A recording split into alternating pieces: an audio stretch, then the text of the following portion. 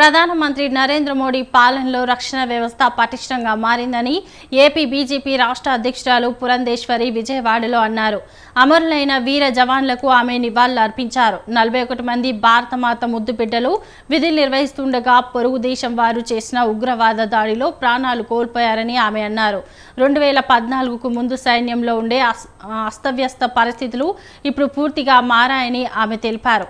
దేశ రక్షణ భద్రత కోసం అహర్నిశలు సేవలు అందిస్తున్న సైనికులకు ప్రధాని మోదీ పలు విధానాలను తీసుకొచ్చారని ఆమె చెప్పారు.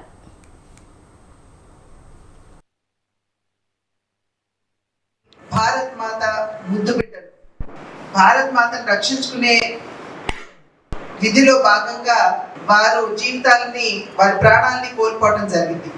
ఆనాడు జరిగినటువంటి ఉగ్రవాదుల యొక్క దాడి నేపథ్యంలో వారి ప్రాణాలని కోల్పోవడం జరిగింది. ఒక రకంగా చెప్పాలంటే కొన్ని సందర్భాల్లో వారి తలల్ని సైతం తెగనరికి వారి దేశానికి మొమెంటోస్ గా తీసుకెళ్లేటువంటి పరిస్థితి మన దేశంలో ఉండేది. కానీ నరేంద్ర మోడీ గారు ప్రధాని అయిన తర్వాత ఎవరైతే సైనికులు దేశ రక్షణ కోసం వారి జీవితాన్ని అర్పిస్తూ ఉంటారు, జై జవాన్ జై కిసాన్ అనేటువంటి నినాదం కేవలం నినాదం కాదు, అది భారతీయ జనతా పార్టీ విశ్వాసం. 41 మంది భారత్ మాత